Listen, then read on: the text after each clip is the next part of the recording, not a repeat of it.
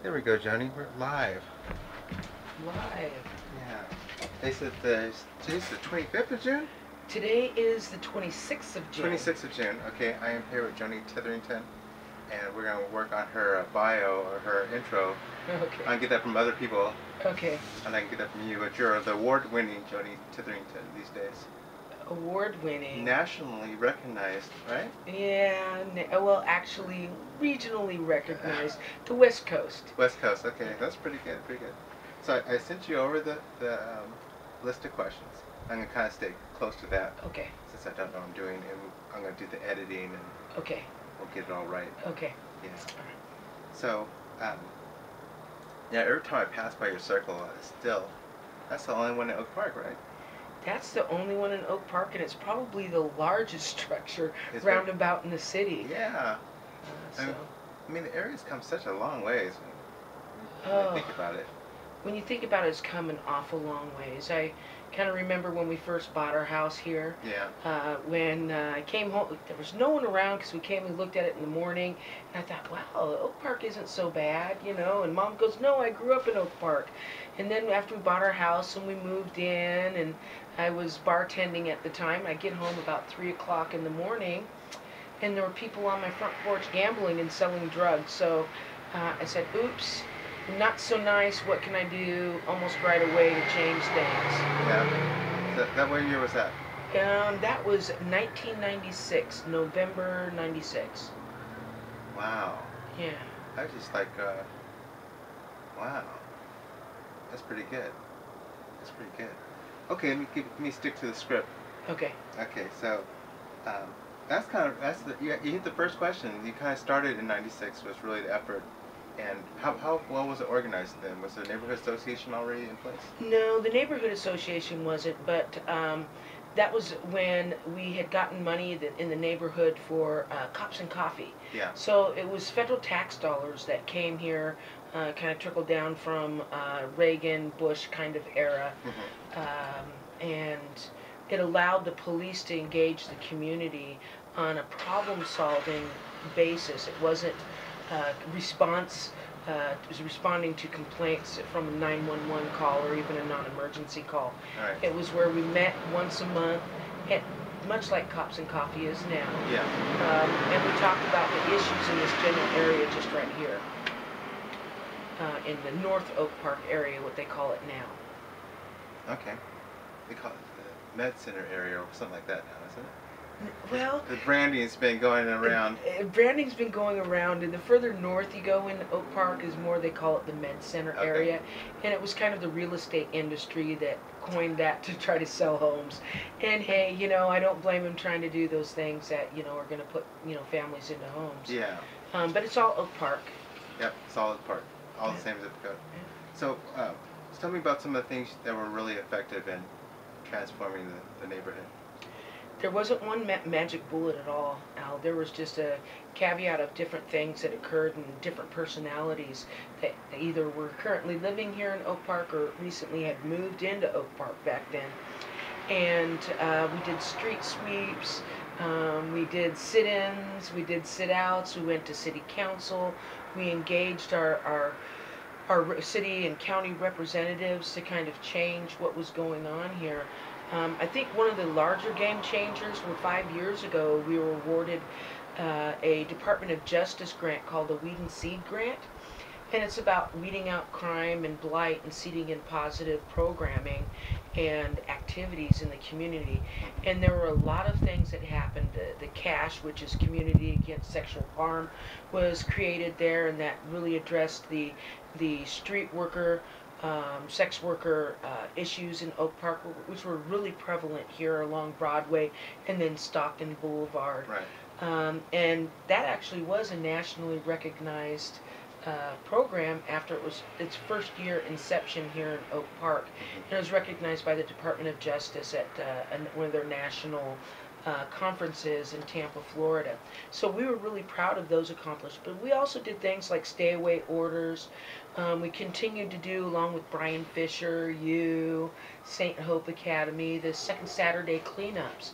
So that kind of picked up where the drug-free zones had left off, because we were doing the the cleanups, they weren't necessarily every second Saturday. It could be 3 or 4 times a month, or just once a month. But we kind of burned that type of the name in. We branded it, so people would remember the day and come out and actively participate in the evolution of their community. And as well, we had brought in the U.S. Attorney, and there were some significant drug busts here in Oak Park with the participation of some of the community members. And I mean, we're netting millions of dollars of money in drugs.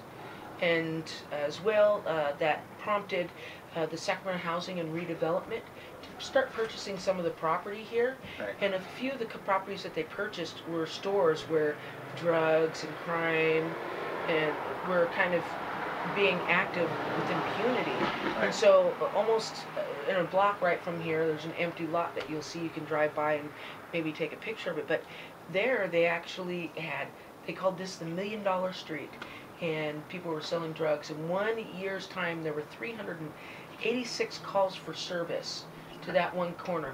Well, after they purchased that property, Sacramento Housing and Redevelopment, Right. they tore it down. Right. A year to date from that tearing down, there were 0 calls for service. So that really is where the issues actually emulated, well, actually started really there. I think those were the area where the store owners became complacent and maybe even complicit with the activities that were happening at that area. So, and also in Days Market in the south portion of Oak Park, south central part of Oak Park, and it was just night and day. Yeah. It went from high crime rate to no crime rate.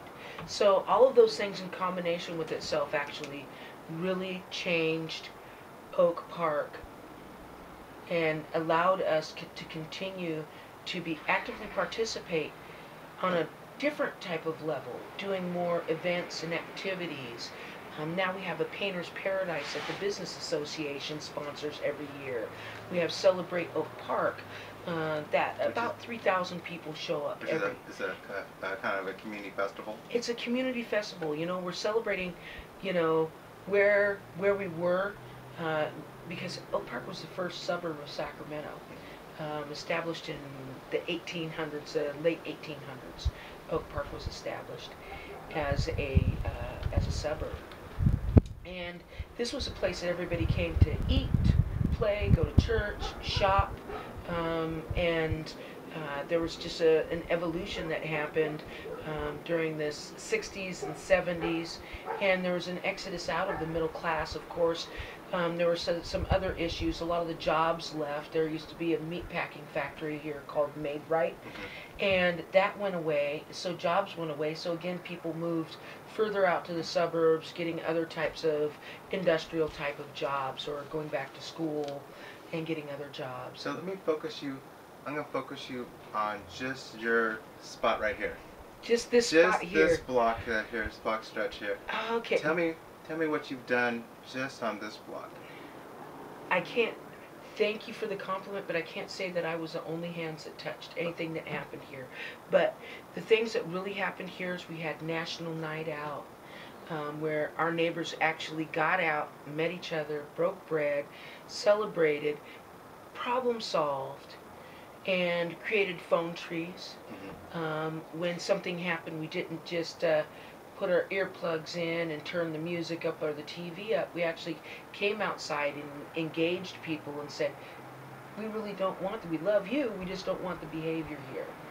And that really morphed into more people doing exactly the same thing. So it was more of a leading by example. And I don't really think we really knew what we were doing. It was just by sheer will of the residents here in this like 4 square block area that really changed a lot that happened here. So the National Night Out was key. What else do you think is key to getting just this area block to the same personality where like Dana would move in and things like that happen? Well, we did street sweeps, like I said earlier, right here along this block. Street sweeps mean cleanups. Meaning that we actually cleaned the streets, Okay. literally swept and picked up garbage, picked up, empty bags of that drugs happened to have been in, needles. And because before, I think, it really was the broken window theory, where things were, people just didn't pay attention, and it meant that if you didn't pay attention to it, that you didn't care about it. So I can do anything that I want to do, whether it's negative or positive. Most of it was the negative stuff. So as soon as we started giving a care about our block, people started noticing that we gave a care. And I think that was significant in changing things as well. So one of the burning questions I want to ask is, if I dropped you off in a rough spot in Woodland or Oakland, what are some of the steps you would take? Like, could you walk us through kind of what would be your game plan? I think it's different than just dropping me off. I had a vested interest here. Well, I moved you over there. I moved to Oakland. The first thing that I would do is I would engage my neighbors. The first thing I do is introduce myself. I'd probably have some sort of mixer or barbecue, because that's food, and that type of activity really is a great icebreaker for community members, and really get a lay of the land and know who's there. I think Oakland and Oak Park are two different places, so I probably wouldn't be quite as active as I was here, but I definitely I'm not that type of person that would hear something happening and just keep my close my eyes to it. I definitely would engage people in the most positive way that I could, to kind of change it and offer other opportunities. Again, I would engage, the police to see what they were doing. I'd talk to my county and city representatives to see what they were doing to engage the community and bring things more closer together. And I think that's the struggle a lot of places, is finding those residents and connecting them, and creating a multidisciplinary approach to problem solving, because it's not just one person or one thing that solves these problems. These are social issues. The police can come in and police, but all they do is they move the issue somewhere else. So it's more about trying to find out where the problems actually exist. Is it employment that doesn't exist? Is it lack of education? Is it no or low access to healthy foods? I mean, there's a caveat of social issues that contribute to criminal activity. Okay, perfect. Last question is, so my audience is landlords, and probably landlords who are self-managing landlords for multifamily. Could be a duplex, could be larger, but self-managing landlords. So what piece of advice would you want to leave with them as far as if they're interested in transforming the neighborhood? Is there one nugget that you want to make sure that every landlord moving into the neighborhood heard? Absolutely. You have to be there. You have to be present. You can't manage an apartment from 1,000 miles away or even 100 miles away. If you own it and it's your income property, you hire a reputable management company, because whoever is managing, owning, needs to be present and active with their residents. That means you care, and that means they care. Of course, you're always going to come across those residents that, those tenants that don't care. And that's all about the application process, I think, and interviewing. And one of the things that I think is important is that you let your tenants know what the boundaries are. And they then know what's going to be accepted and what isn't going to be accepted. Good. Hey, thank you. I hope that was helpful. I appreciate that. It will. Shut this off.